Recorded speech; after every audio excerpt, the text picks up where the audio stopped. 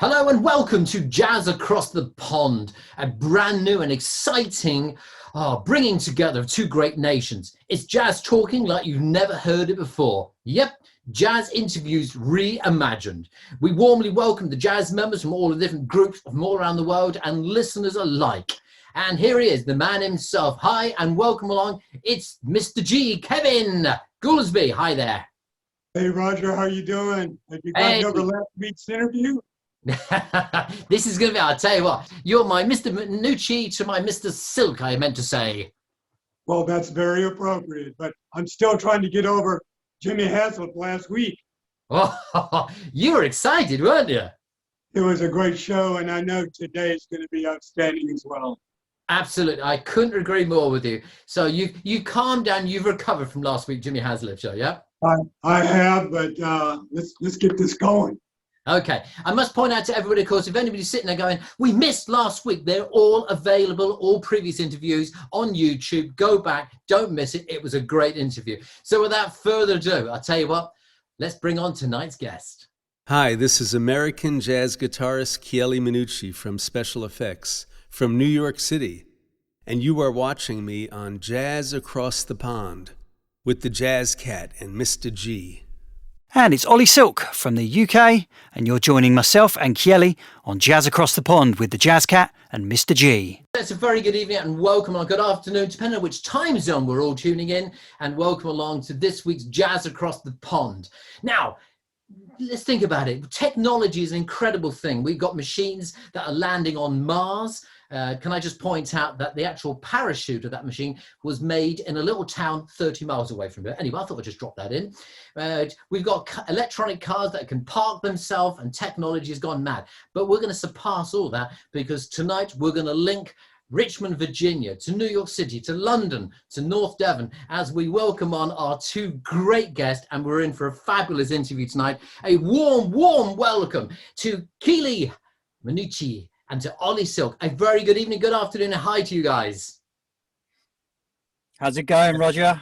How you doing, man? Good to be here. Absolutely brilliant. First of all, I've actually been very, very lucky, because I've chatted to you both with my previous hat on with the Jazz Moods, and so we've chatted to the both of you individually, and we've got a lot of people who enjoyed that interview so much, and now chomping at the bits now to have a look and actually see you as well. I think they're all missing gigs and seeing you live. So excellent. Without further ado, Kevin, kick things off with a few questions. All right, well, Chieli, let me welcome you to Jazz Across the Pond, where our viewers will find jazz interviews reimagined. Roger and I are thrilled to have you join us today, so let's get right to it. Now, I understand you joined the Jazz Cat in studio for an interview some time back. You know, a lot of our viewers may not be aware that your father, an Italian-born composer and concert pianist, was a two-time Grammy-nominated composer for his music utilized by ABC, the American Broadcasting Corporation, during their successful television series, Saga of Western Man, during the 1960s. Additionally, your father also composed several hit songs, including Domani in 1955, and two compositions covered by the legendary vocalist Nat King Cole, A Thousand Thoughts of You in 1958, and Felicia in 1963. So you obviously inherited some fantastic musical genes from your father, which raises two questions for us. Number one, at what age did you become aware of your father's success as a Grammy-nominated musician and composer of contemporary music? And how did your father factor into your decision to dedicate yourself in the pursuit of music? Well, first of all, thank you so much for bringing up my dad and some of his history. You know, you actually said it very eloquently.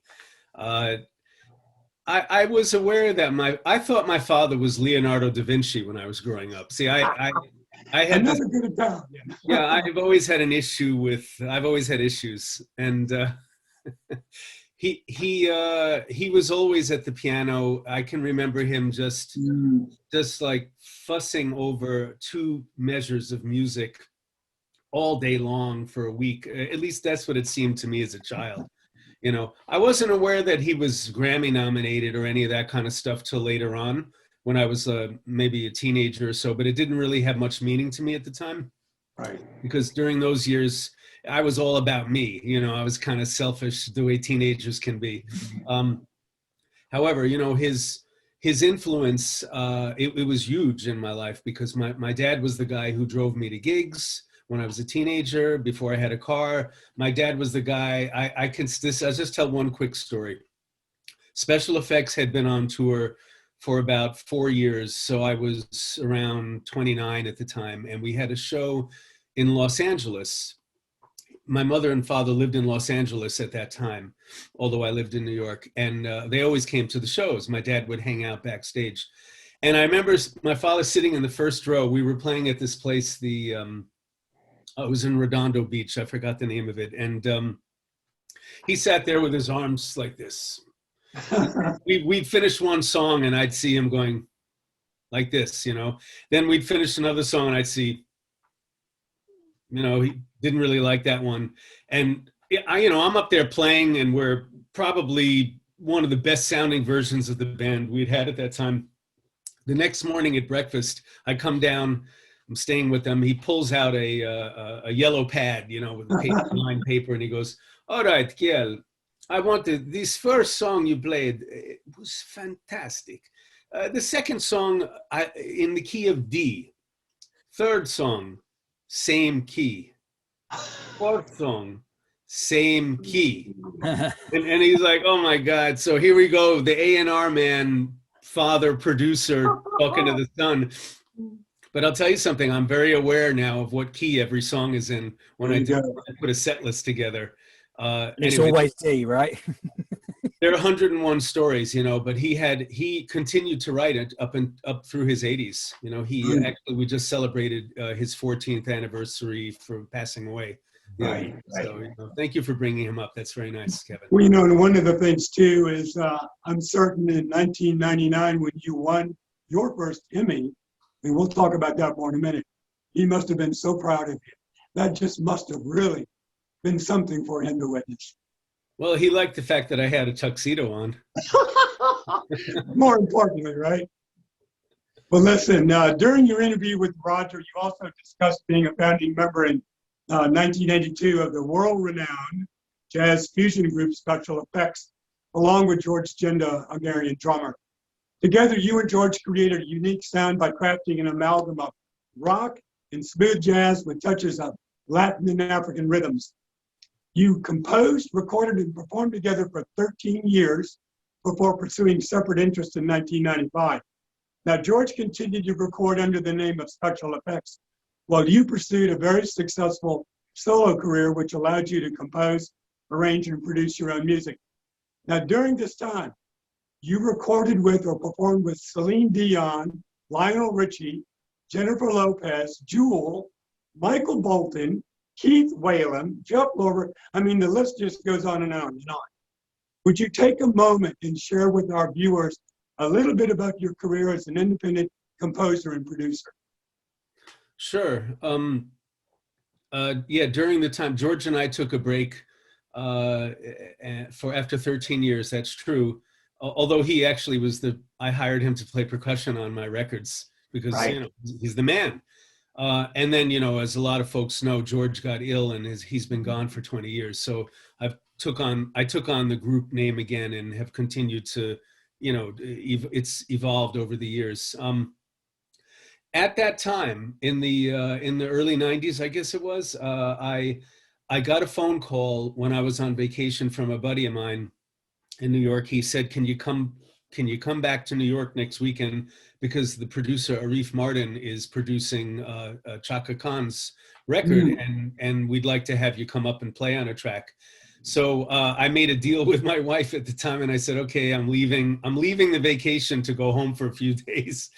But that connection with Arif led me to meet a couple of other producers, Rick Wake, Richie Jones, some of the folks that worked out here in Long Island on the Celine records, Mark Anthony, Jewel, a lot of these projects. And so suddenly I got in with this crowd and I got to play on a lot of these pop records. Just as I didn't write any music for the artists. Of course I submitted music to them, but right.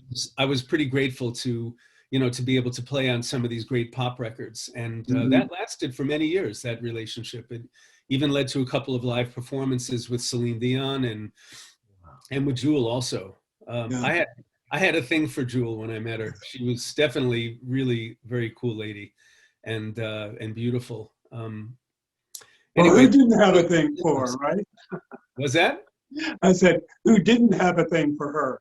Yeah, I remember talking to her in the green room before we did this TV show, and everything I said, everybody was watching me and watching her. Like there was no privacy. It was a joke. Right. I mean, of course, this is all very lighthearted what I'm talking about. Sure. I do remember when we played Silent Night, the Christmas standard. And when we were rehearsing it, I hit a clam on the guitar. I hit a wrong chord, and she spun around and goes, "You played the wrong chord." It's like, that's too much. I was supposed to play a D and I played a C. I mean, I there's no excuse for it, really. It's that key of D once again raising its ugly head. Well, listen, let me do one more thing before I turn it over to Roger. But I mentioned earlier about your winning an Emmy. You actually have been nominated 10 times for a Daytime Emmy Award for Outstanding Achievement in Music Direction and Composition for a drama series. And in the process, you picked up 3 Emmy Awards in 1999, 2007, and 2008. So we wanted to congratulate you for that achievement and also for capturing the #1 spot on Billboard's 2018 year-ending top 50 songs of the year. So we just wanted to say congratulations on both of those achievements. Thank you. And that's not luck, my friend. That's multimedia talent. And what I would say is to continue on with those accolades and congratulations, all the rest of it. Of course, the pinnacle of yourself, for your wonderful career, must be the fact that the Jazz Cat nominated yourself along with Ollie Stokes' album 6. You were in my top 20 best albums of the years last year. I mean, that must be rating very high up there. It's an honor, and I want to thank you for the statue you sent me for that. It was very beautiful. I keep it in my studio. I'm in my studio right now, and it's right there up on the shelf of doom. See, Roger, I knew you were going to bring that up. Oh yeah. Well, Chieli, one other thing. It's all gravy. I mean, I'm grateful for all that stuff. I mean, my attitude is that most musicians, I'm just another guy. I show up when I'm asked to play. I try to do my best and be prepared, and whatever comes. You know what I'm saying? I don't know what who knows what this interview we're doing is going to lead to. So it's great. Well, certainly. I mean, it's with the jazz moods. I mean, you can imagine through on the radio now. I play thousands, hundreds of tunes of that. But both yours and Ollie Silk's album 6. And we're going to talk to Ollie in a moment. I know he's patiently sitting there. We're going to talk to you in a second. I'm enjoying listening to the stories, Rog. It's great. Both those albums, I without hesitation, as we got into January, I did a reflection and I nominated them, both of them, in the top 20 albums. And I advised everybody to turn around and go out and buy them and add them to their collection if you call yourself a jazz fan. Now, what we're going to do now, we're momentarily going to break now because you've been so kind to allow us to have the world premiere, the first ever play. I mean, this is a major coup for our show, and we're so grateful. So, ladies and gentlemen, we're talking to the one of Chieli Minucci and Ollie Silk. This is a brand new track. It's going to be with special effects. So it's actually going to be a special title is special effects along with yourself. And it's a fabulous track. It's called November's Child. And this is the first ever play. I can't emphasize that. Have a listen to this. We'll be straight back with Jazz Across the Pond.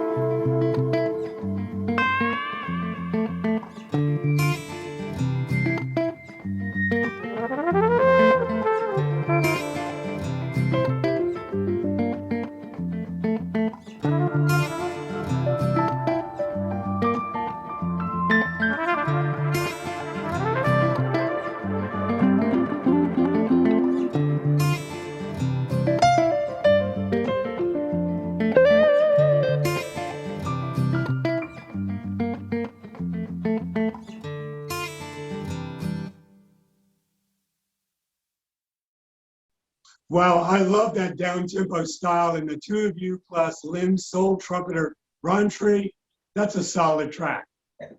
Chieli, is there anything else you can tell us about that track? Just real quickly, yes. First of all, I wanted to say that Ollie and I are on the same label. We're on Trippin' and Rhythm, but Right. we didn't actually meet. I think it's right in Mallorca, right? Isn't that where Yeah. we first met?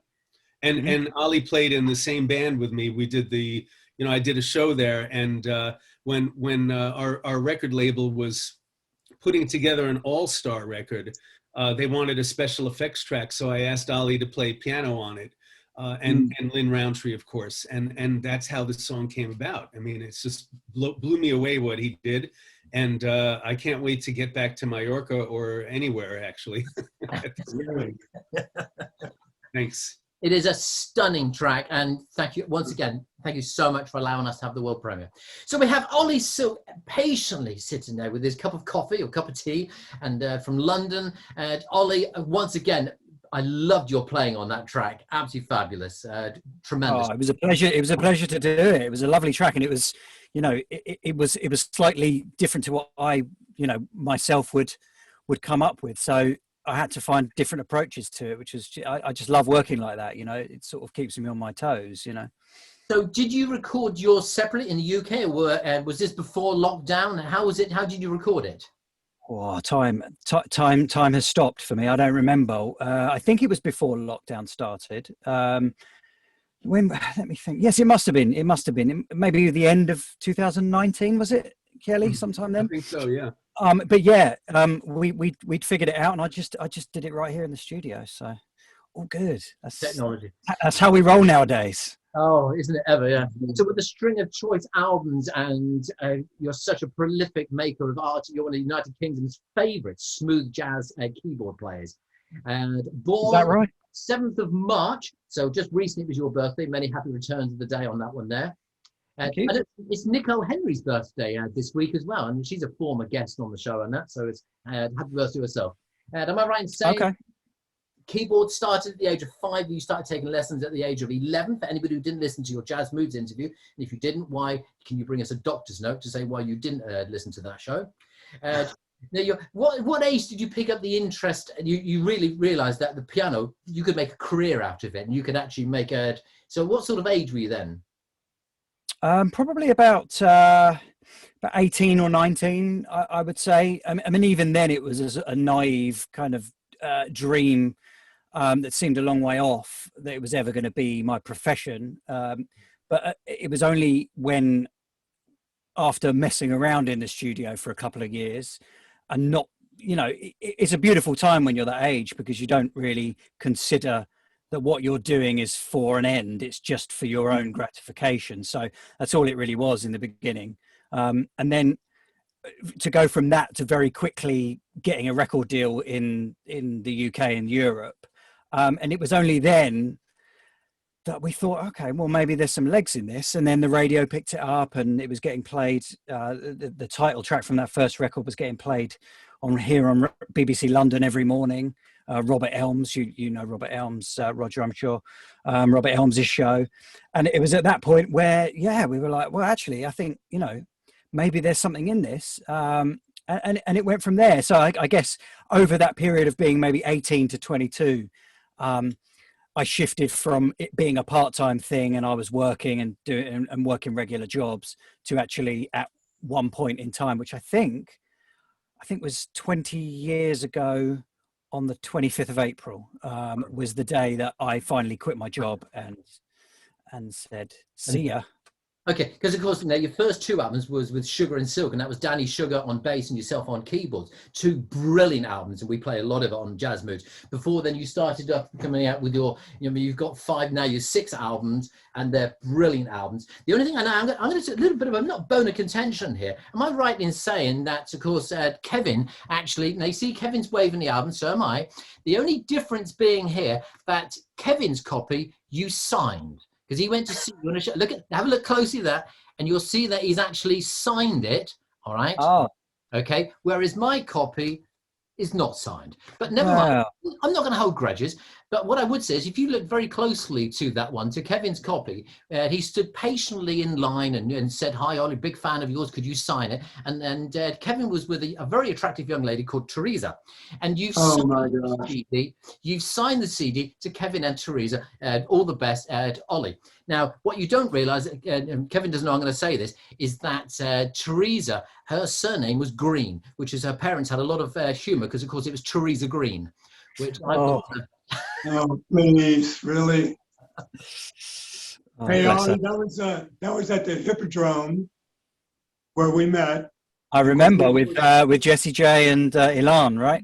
Yes, and I tell you what, that whole keyboard duel and two saxophone trio, when you guys walked out on stage, I was going like, I don't know how this is going to work.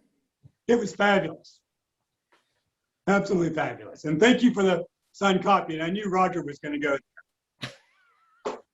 I've got to apologise, guys. I think my internet's not great, so I'm missing some the ends of some questions and stuff. But yeah, I got the gist. But if it gets too bad, please let me know. I'll figure it out. Okay, what we're going to do, we're going to take a quick interlude now. We've already heard how, Ollie, you appeared on the wonderful premiere we've just heard of November's Child with special effects. And of course, on the album 6, Chieli Minucci actually appeared on one of the tracks. And we're going to play that track now. And it's called, the track we're going to play is Meet in the Middle, featuring Chieli Minucci. We're going to have a listen to this. We'll be straight back with Jazz Across the Pond, straight after this track.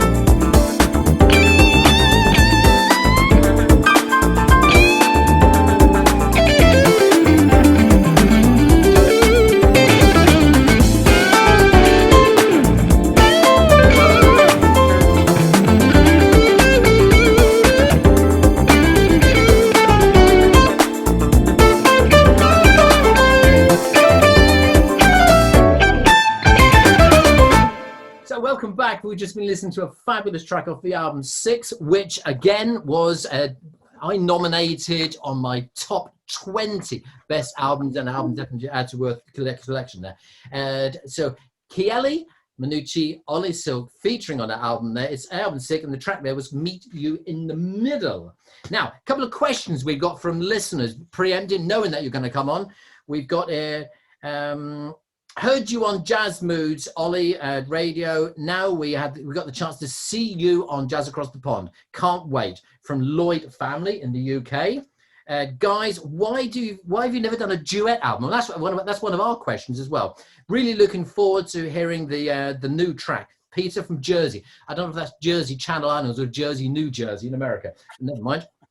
And hello, Ollie. And I love your last album. Always play it in the car. I've even managed to get my boyfriend into it. Debbie, Kiss Kiss, and the ex-boyfriend. Obviously, you didn't like it that much. They're now ex. Well, yeah. I'm sorry about that, Debbie. Another breakup. Hi, guys. Yeah. Really looking forward to seeing the interview. Missing you both, seeing you live in gigs. Alexandra, I tell you what, I agree with that. And to Chieli, we saw you in New York City a few years ago. It was a great show. We can't wait to see you again. Amanda in New York. There we are. So a few nice messages there. So it's always encouraging to hear that. That's now, nice. we've already alluded to it. Now, if you look back, there has been over the last few years. There's been some great duet double acts. There's been the Paul Brown, Mark Anthony, Larry Colton, Lee Ritner, Bill Sharp, Don Grusin, Bob James, David Sanborn, etc., etc. Have the two of you ever thought of doing a duet album together? Wow. Well, ironically, our record label has just offered us $400,000 each to make that record. And yeah, it can only be Tina Turner or Rod Stewart songs. So we're just deciding now. Very good. Yeah. Do you think I'm sexy? I can just imagine you doing that one. Honestly, well, I mean, let's be honest for a minute here. If we were offered to do an album, like, hey, we want you guys to make a record together, it would be beautiful because it would be a blank slate.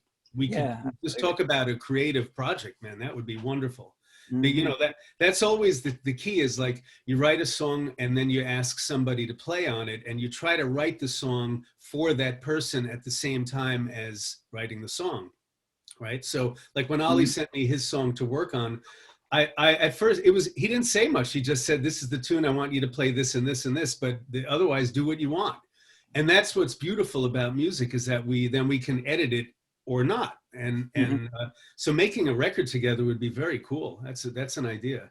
It is. As long as it's not in the key of D. That's right. And I'd also like to add, the lockdown kind of messed everybody up. I mean, my record came out in February last year, the All Stars record. So it got squished. I mean, like everybody else, we were on the road when we had to go home, and I did 2 shows all of last year. They were both streaming shows. I mean, I'm ready to make another record. As a matter of fact, that's a great idea. Maybe you guys could help us find a label who wants to do that. If it does happen, I trust that when you open the CD up, there'll be a nice little thanks to Roger and Kevin for giving us the inspirational idea behind this one. Oh yeah, autographed as well, of course. Yeah, no Teresa. We'll put a composite photograph of the two of you with your corresponding shirts on. Yeah, I thought maybe you'd want us to sign it. We could do that. You know what? The front cover could just be your 2 signatures. Yeah. I mean, that would be quite avant-garde. There you go. Through every week, we never consult on this. For every week, we never seem to clash, and for some reason, we've both got blue and white shirts on today. What I think the folks will find interesting is that this entire interview, Roger and Ollie have been faking their accents, while Kevin and I have also been. I mean, we're the Brits, and you guys are the Yankees. Don't blur the cover. No. Okay, let's get back to the serious stuff. Now, COVID has affected everybody. I mean, we had Bill Sharp from Shack Attack recently having a chat, and I read him a stat that in the UK, 64% of musicians, entertainers, whatever, have now had to find different means of earning money and change to different, builders or carpenters or the rest of it. I memean, it's been such a difficult time for everyone. I know we're eagerly awaiting to get back and start touring again. So how have you adapted and to the COVID and that, so you can still get your music out there and make sure everyone's fully aware that you're there? Let's do that, either of you. Well, I mean, just quickly, I think we probably share maybe the same situation a little, that I personally was lucky enough that I could work on my production chops throughout this whole thing. You know, I have a few side gigs in the studio here that have been fine. They haven't really been affected by the pandemic. So I count my blessings every day that I have work. On the jazz front, yeah, I mean, I've done the odd video here and there. Again, I've been very lucky that the two singles from the CD that came out literally like 2 weeks after lockdown, the two singles did great at radio. So, you know, there's some revenue there. And yeah, so I think for me, but you're right what you say, Roger. I mean, I probably would say at least a dozen of my muso friends are having to do delivery driving. You know, it's really sad, really sad. It's so sad. Yeah, it's just we can't wait for. I mean, I know, Kevin, we were talking about this yesterday about how it's different states, because Chieli, you've got a whole tour coming up. I mean, the list of dates, Kevin was going through them yesterday. It was very impressive. But I mean, you must be sitting there anxiously, depending on the state, whether you can actually go in and do that show at all. Well, Chieli, not only do you go to like 5 different states, but you're also going to Mexico. So you've got all the restrictions from an international standpoint, as well as the different states here in the United States. How has that affected you in terms of being ready to take the stage?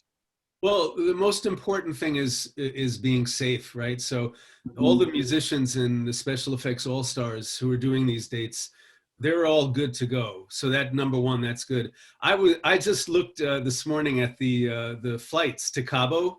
It's unbelievably expensive. I don't even know how we're going to do it. Oh, and man. I called up my manager and said, I miss these problems.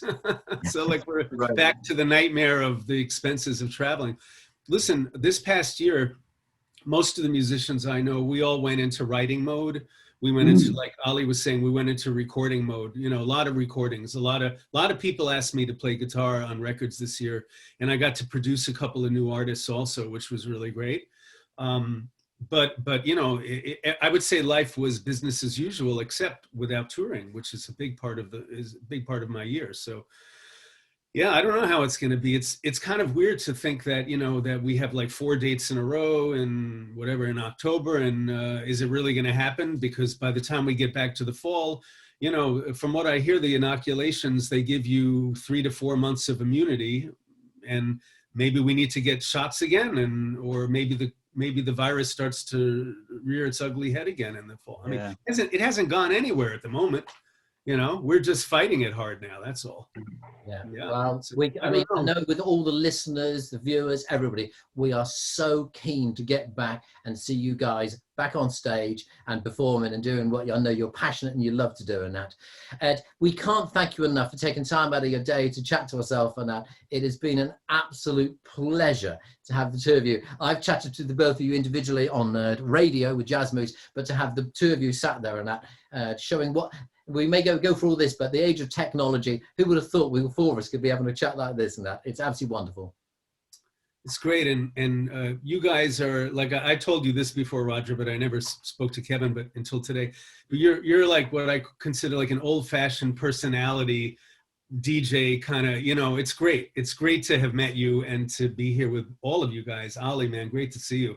Actually, oh man, totally. Yeah, and I echo your sentiment about these two guys, you know. Oh, yeah. And Roger, we talked last summer, and it's one of my favorite interviews, I think, of last year. It was so slick, you know. It's just great. It does take you back to the old days of radio, you know, and how it should be, really. Well, it's so kind of. I really am very grateful for that. It's very grateful. Ladies and gentlemen, it's an absolute pleasure. We're going to finish off tonight's set with another brand new track just coming out. It's called Sunset Passion Juice. And again, from the Special Effects album, can't wait. You'll see us as soon as we know you're on tour. You're going to find Kevin himself. We'll be at the front row with matching shirts. We'll be there. So it's a thank you to Chieli, Minucci, and it's a very thank you to Ollie Silk. Thank you so much, fellas. It's a pleasure. Pleasure. Thanks, Kevin. Thanks, Roger. And say goodbye, Kevin. Goodbye, Kevin. And it's goodbye from him. From everybody here across Jazz Across the Pond, take care, look after yourself. Next week, we've got the wonderful Les Sabler coming on to join us and have a chat with ourselves. From everybody here, take care. Bye-bye. Bye, everyone.